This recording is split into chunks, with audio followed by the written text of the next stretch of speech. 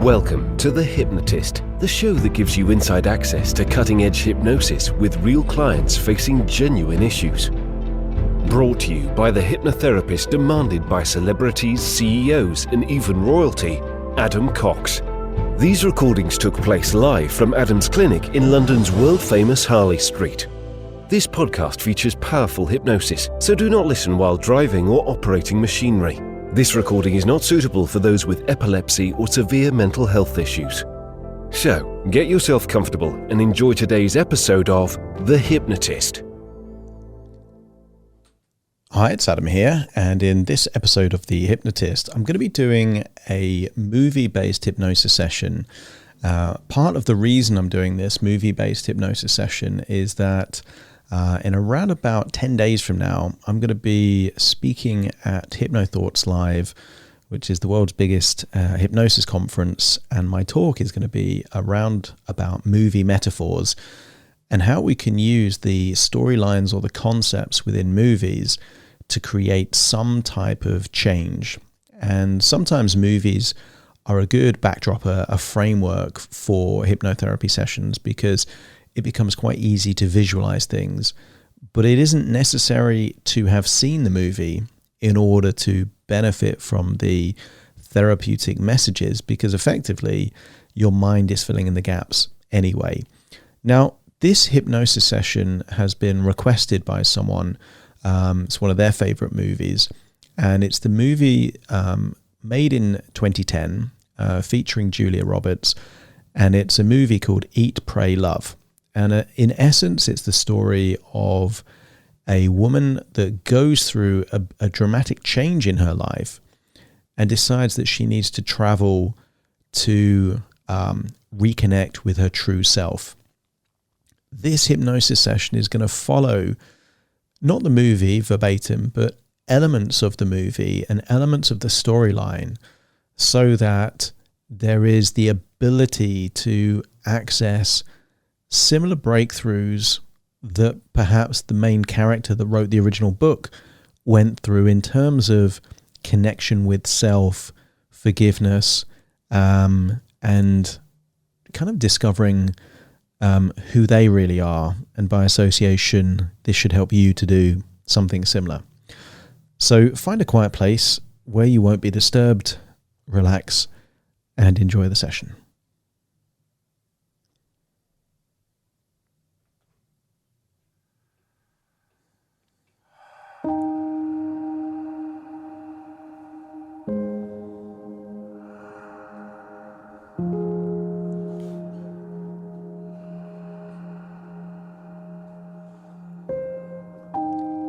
Take a deep breath in, and as you breathe in a relaxing feeling, and when you exhale, just allow feelings of tension, stress, or worry to leave your body.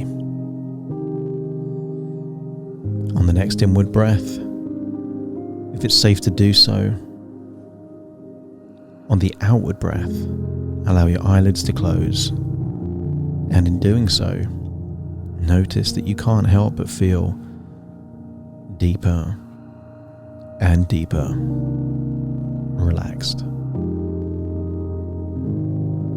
That's right. And the more relaxed you feel, the more I want you to drift into a pleasurable sensation of trance. And you experience this more than you know. But the key to trance is that you don't realize you're in a trance until you leave the trance. While you're in it, it just feels relaxing. That your imagination is working for you rather than against you. That as you breathe in and breathe out, it gets easier and easier to just completely relax now. That's right. As you breathe in and breathe out, I want you to use the power of your imagination to imagine a wooden table or desk with 4 legs. Maybe this is an old-fashioned table or desk, or maybe it's modern. It doesn't matter. But I want you to imagine perhaps feeling with your hands, your arms, just how stable this table, this desk is. I want you to get a sense that if this table had just 2 legs, it wouldn't even stand upright. And yet with 4 legs, it is sturdy, it is firm, it is connected. And then I want you to imagine you standing in nature, perhaps next to a sunset. Maybe the sunset is over an ocean, and I want you to get a sense that as the sun starts to set, imagine what it would feel like to have 4 legs of your own, to almost be planted there on the ground like a tree, having a sense that you are connected to earth, you are rooted, giving you a sense of balance and security. And in this place, I want you to scan your body for anything that doesn't quite feel right. Because in this solid, stable place, perhaps you can pay attention to an area of your life that is out of balance. And I don't know if that will be your health, your work, a relationship, or your relationship with food, but there will be an area of your life perhaps that as you feel rooted to the ground, strong and stable, that in this stable place you become increasingly aware of an area of your life that is not in balance. And there's no need to change it, but just knowing it is one step closer to going on a journey of discovery. And if something is out of balance and you decide to keep it, then it becomes a choice rather than a burden. And as you relax there, looking at that sunset, as the sun starts to set over the ocean, I want you to imagine that physically you stay there rooted to the ground, but your imagination can fly anywhere around the world. And I wonder what might happen if, while you physically remain there by the sunset, that your imagination takes you to Italy, to Rome. Perhaps you can imagine flying over oceans, or perhaps you imagine seeing some of the iconic landmarks. Perhaps the Colosseum, beautiful fountain, picturesque piazzas. And then before you know it, your imagination has taken you there. And I want you to imagine you're in Rome in an evening, sat at a table outside a restaurant, and the most delicious food is now in front of you. Whatever food you desire most, whether it's Italian or not, is the food on this plate. You can imagine seeing it, the colors, noticing the texture. If there's heat, you can feel the heat. If there's a smell, you can notice the smell. And then I want you to imagine that you're about to take a bite of whatever this food is. But imagine doing it in slow motion. As you do it, feeling the food on your lips, your tongue. As you bite into the food, feeling that you can feel the texture in your mouth. As the food approached your mouth, you can imagine smelling that smell. feeling the taste on your taste buds. And I want you to connect with a feeling of mindfulness, of being 100% in this moment. That the only way you can experience the world is through your senses. What you see, what you hear. I want you to get a sense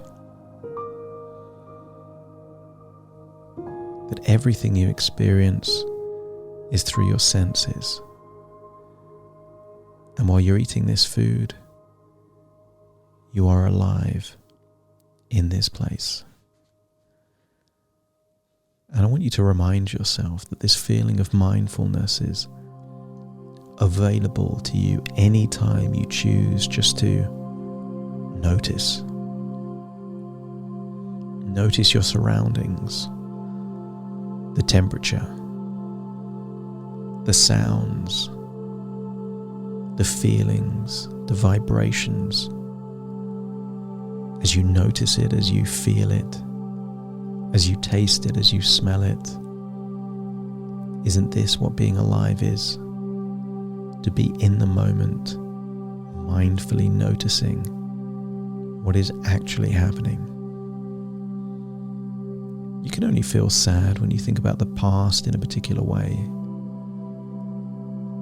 And you can only feel anxious when you think about the future in a particular way. But when 100% of your attention is on the very thing in front of you right now,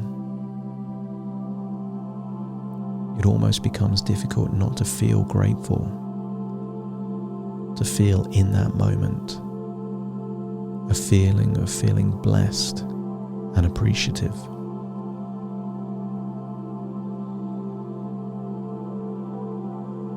And I want you to imagine that your physical body is still there on that table, that outside restaurant, still enjoying that food, and then your imagination is now taking you somewhere else, perhaps to India. Imagine flying over mountains, countries, oceans, and then landing there in India. In a particular part of India where there are ancient temples. Perhaps you can imagine meeting someone that has gone on a similar journey that you've gone on and getting some kind of insight or wisdom from them, but mainly you're there to connect with yourself. And I want you to discover in your own imagination the most beautiful temple that you can imagine. Imagine perhaps finding a quiet place to meditate in this temple. Noticing that as you breathe in and breathe out, you just feel so connected with yourself. And then I want you to scan your body for any reasons that you would have to feel sad, perhaps even guilty. None of us are perfect. We've done things that we would rather not have done. And there's moments that we haven't fully learnt the lesson from. And I want you to entertain an idea that sadness goes away when there is a feeling of acceptance, and that guilt goes away when we finally learn the lesson we were meant to learn. And here in this temple, I want you to scan your body for any feelings of sadness that remain perhaps from things long in the past, and give yourself permission to fully accept what has happened without any desire to feel like it needed to be changed. Just connect with that feeling of acceptance. It is what it is, and it was what it was, and that's okay. And notice that at the point where you reach that threshold of acceptance, the sadness somehow changes in the same way that a caterpillar can change into a butterfly. I want you to imagine that this sadness can change into something else, something useful perhaps, at the point where it is fully accepted. And here in this temple in India, I now want you to scan your body for any feelings of guilt. Maybe it was something that you did and you wish you didn't.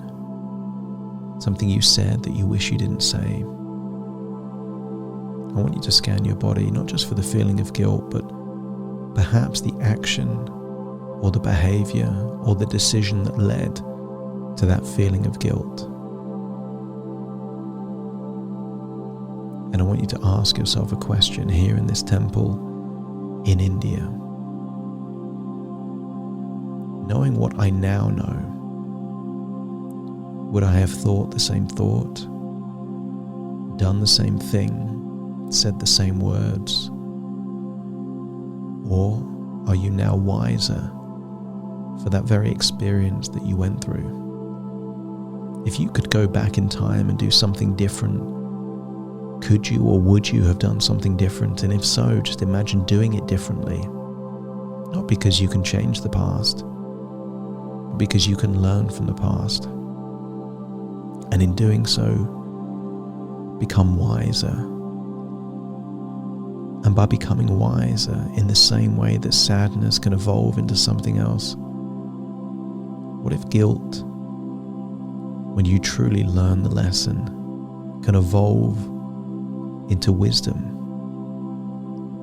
intelligence, maturity? I want you to get a sense that this is exactly what's happening right now. And try as hard as you might, you can't go back to that sadness and still feel sad, and you can't go back to that guilt and still feel guilt, because if you've truly accepted and truly learned the lesson connected to the guilt, it's already evolved into something else. And the harder you try to get that feeling of sadness, the more acceptance is created. And the harder you try to feel any sense of guilt, you're reminded of the lesson you've learned from that experience, and therefore you can't help but feel wiser for the moment. I want you to get a sense that here in this temple in India, this is where you're learning these lessons. We're not prisoners of the past. There is no life sentence of guilt. As long as you learn something, then you're constantly evolving, discovering who you really are. And allow yourself to still be in that meditative pose there in India as your imagination now goes somewhere else. All the way to Bali. Your physical body is still there, but now your imagination is in Bali. And there in Bali, I want you to imagine meeting a wise old man that you get the sense that you've met before. And the wise old man is to give you some kind of insight into a choice, a decision perhaps, that will take your life in the very direction that it's meant to go. Imagine meeting this wise old man, feeling like you've had a conversation before, that somehow he knew the journey that your life would take. I want you to get a sense that it feels in a strange way that all of this was just meant to happen. It was meant to go the way that it did. And in doing so, your life is enriched by the process. You walk away from this old man feeling more resourceful, with an insight, perhaps with an idea that there is a word now that has a new meaning for you, a word that represents many different things. And maybe this word is in English and maybe it's in a different language, And maybe this word hasn't been revealed to you yet, but will do shortly over the next few days or weeks. And when you hear it, you will connect with it, feeling a sense that this word means more than the word itself. It will have a ripple effect and impact into how you see life and what life means to you. And then imagine it's later that day and the sun is setting there on a beach, there is music. And I want you to get a sense that here on this beach, you are about to find love. It doesn't have to be love for a person. It could be love for an idea, love for an identity that you aspire to connect with, love for a new vibration, a new energy, a new value. And here in this place, I want you to imagine finding a connection with that love and noticing that it challenges you in some way, alters who you are and how you think, that somehow after encountering this, things can't quite be the way they were before. But what if the journey was leading you to this point, to find this new thing that you love, perhaps more than anything else? When there is a love for life, there is an enthusiasm, a feeling of energy that is unlocked. I want you to get a sense that you are unlocking your capacity for love here on this beach in Bali as the sun is now set and you can see the stars in the sky. And I want you to get a sense that somehow you have crossed over from the old version of you to the new version of you. That you are wiser, more mindful, more connected. But most importantly, your capacity to find the good things in your life is now unlocked totally.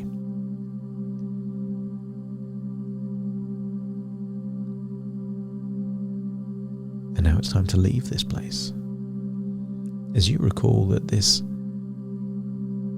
idea of Bali and this beach is just in your imagination, and then find yourself there in a temple. Look around in that temple in India and realize that you're not really in an Indian temple. This is just your imagination. And actually, you're at a restaurant in Rome. And as you look down, you see the half-eaten food on your plate. And then you realize this is just your imagination still.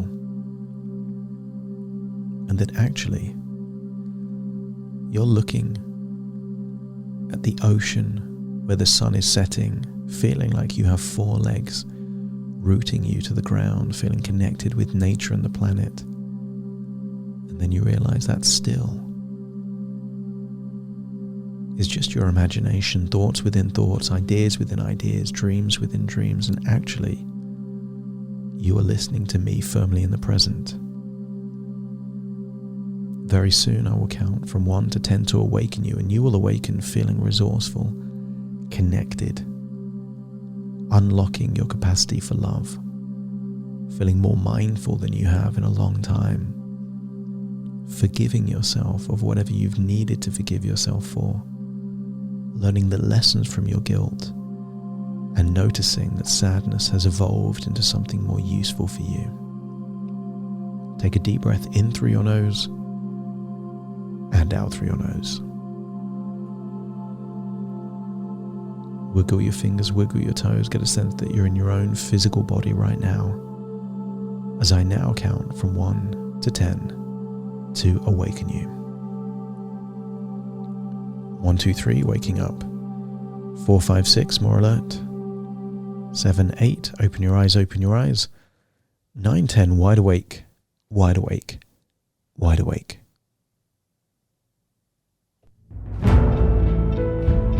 Thank you for listening to The Hypnotist with Adam Cox, the show that gives you inside access to cutting-edge hypnosis with real clients facing genuine issues. To automatically receive the latest episodes, please subscribe. If you'd like to support the show, please share this episode with just one friend you think it could help. And if this episode helped you, please leave us a 5-star review.